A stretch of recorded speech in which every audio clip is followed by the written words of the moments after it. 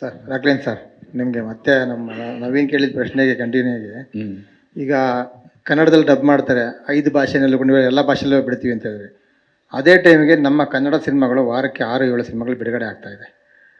ಈ ಸಿನಿಮಾಗಳು 5 ಲ್ಯಾಂಗ್ವೇಜು ಕೂಡ ಎಲ್ಲ ಥಿಯೇಟ್ರನ್ನ ಅಕ್ವೈರ್ ಮಾಡ್ಕೊಂಡಾಗ ನಮ್ಮ ಸಿನಿಮಾಗಳಿಗೆ ಭಾಳ ಕಷ್ಟ ಆಗ್ತದೆ. ಕನ್ನಡ ಸಿನಿಮಾಗಳಿಗೆ ಕನ್ನಡ ನಿರ್ಮಾಪಕರು ಗೊತ್ತು ನಿಮಗೆ ಸ್ಥಿತಿ ಏನಾಗಿದೆ ಅಂದ್ಬಿಟ್ಟು.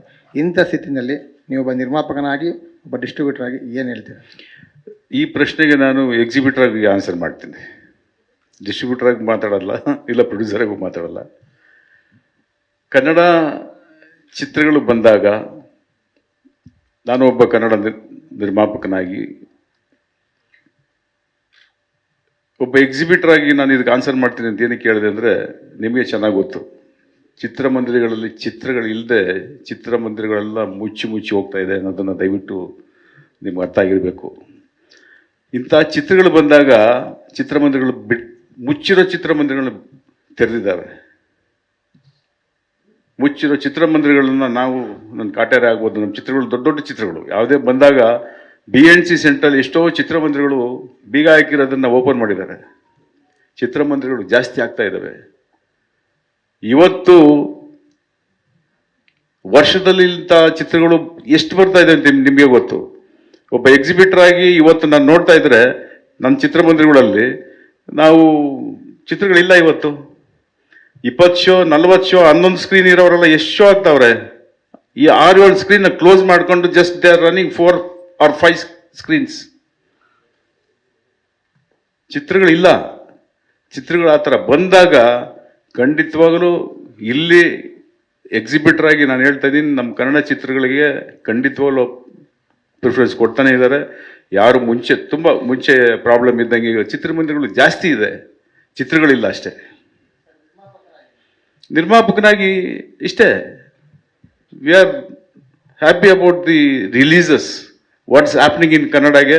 ಯಾವ ಚಿತ್ರ ಸಿಗ್ತಾ ಇಲ್ಲ ಹೇಳಿ? ನಾನು ಹೇಳಿದ್ನಲ್ಲ, 2, 3ನೇ ವಾರ 4ನೇ ವಾರದಲ್ಲಿ ಬರೋವಂಥ ಪ್ರಾಬ್ಲಮ್ ಇದು. ಯಾವುದಾದ್ರೂ ನಮ್ಮ ಚಿತ್ರಗಳು ನಡೀತಾ ಇರಬೇಕಾದ್ರೆ ದೊಡ್ಡ ಚಿತ್ರ ಬಂದಾಗ ಅದರಲ್ಲೂ ಮಲ್ಟಿಪ್ಲೆಕ್ಸ್ ಅವರು ಕೆಲವು ಶೋಗಳು ಕಮ್ಮಿ ಮಾಡ್ತಾರೆ. ಸೊ ಅದು depends on the distributor to hold. ಆ ಹೋಲ್ಡಿಂಗ್ ಕೆಪಾಸಿಟಿ ಆ ಡಿಸ್ಟ್ರಿಬ್ಯೂಟರ್ಗೆ ಇದ್ರೆ ಎಕ್ಸಿಬಿಟರ್ಗಳು ಅದನ್ನು ಟಚ್ ಮಾಡೋದಿಲ್ಲ. So that is the thing what's happening from decades ಇಂದ ನಡೀತಾ ಇರೋದು. ಇವಾಗ ಥಿಯೇಟರ್ಗಳಿಗೆ ಚಿತ್ರಗಳಿಲ್ಲ, ಚಿತ್ರಮಂದಿರಗಳಿಗೆ ಚಿತ್ರ ಇಲ್ಲ. ಇವತ್ತು ಆ ಥರ ಓದಾಡ್ತಾ ಇದ್ದಾರೆ.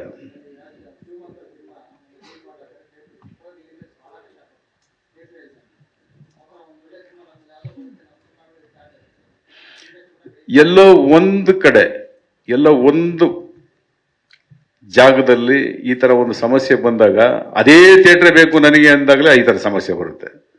ಅರ್ಥ ಆಯ್ತಲ್ಲ? ಆ ಚಿಕ್ಕ ಒಂದು ಊರಲ್ಲಿ 3-4 ಥಿಯೇಟ್ರ್ ಇದ್ದಾಗ ನಾನು ಬಸ್ ಸ್ಟ್ಯಾಂಡ್ ಪಕ್ಕದಲ್ಲಿ ಇರೋದು ಅದೇ ಥಿಯೇಟ್ರ್ ಬೇಕು ನನಗೆ, ಅದ್ರಲ್ಲಿ ಚೆನ್ನಾಗಿ ಹೋಗ್ತಾ ಇದೆ, ಕಿತ್ತಾಕ್ಬಿಟ್ಟು ಮಾಡಿಕೊಡು ಅಂದರೆ ಆ ಎಕ್ಸಿಬಿಟರ್ಗೂ ಪ್ರಾಬ್ಲಮ್ ಆಗುತ್ತೆ. ಇಲ್ಲ ಅಂದರೆ 2 ಶೋ 3 ಶೋ ಇರೋದನ್ನ 5 ಶೋ ಇರೋದನ್ನ 3 ಶೋ ಅವರು ಕೊಟ್ಟು ನಮಗೆ 3 ಶೋನೋ ಈ ಥರ ಬ್ಯಾಲೆನ್ಸ್ ಮಾಡ್ಕೋತಾ ಇದ್ದಾರೆ. ಯಾವುದೇ ಇತ್ತೀಚೆಗೆ ನಿಮಗೆ ಗೊತ್ತಿರಂಗೆ ನಮ್ಮ ಕನ್ನಡ ಚಿತ್ರಗಳಿಗೆ ತೊಂದರೆ ಮಾಡಿ ಬೇರೆ ಯಾವುದೇ ಚಿತ್ರಗಳು ಸವಾರಿ ಮಾಡುವಂಥ ಸಮಸ್ಯೆ ನನಗೆ ಗೊತ್ತಿರಂಗೆ ಯಾವುದೂ ಇಲ್ಲ. ಮುಂಚೆ ಇತ್ತು ಅದು, ಈಗ ಯಾವುದೂ ಇಲ್ಲ ಆ ಥರ. ವಿಷ್ಣು ಸರ್, ಟೀಸರ್ ನೋಡಿದ್ರೆ ತುಂಬ ಲ್ಯಾವಿಶ್ ಆಗಿ ಮಾಡಿದ್ದೀರಾ, ಮತ್ತು ದೊಡ್ಡ ಸ್ಟಾರ್ ಕಾಸ್ಟ್ ಎಲ್ಲ ಇದೆ. ಬಟ್ ರಿಯಲ್ ಎಸೆನ್ಸ್ ಏನಿದೆ, ಭಕ್ತಿ ಭಾವ ಏನಿದೆ, ಅದು ಎಲ್ಲೂ ಫೀಲ್ ಆಗಲ್ಲ. ಅದು ಮಿಸ್ ಆಗ್ತಿದೆಯಾ, ಅಥವಾ ಇಂಥ ಕಂಟೆಂಟ್ನ ದುಡ್ಡು ಮಾಡೋಕ್ಕೆ ಬಳಸ್ಕೋತಾ ಇದ್ದೀರಾ? ಏನು ಹೇಳ್ತೀರಾ ಇದ್ರ ಬಗ್ಗೆ? See, when I say the word Kannappa, you automatically know it is a devotional film. Everybody knows that. Now, what is it that I can show more than devotion?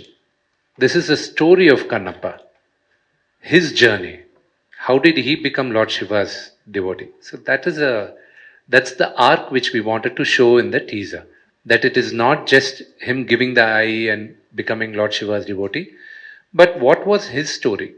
It's based on historical facts, it's based on true events, but some of it is what I believe happened. That's what we did.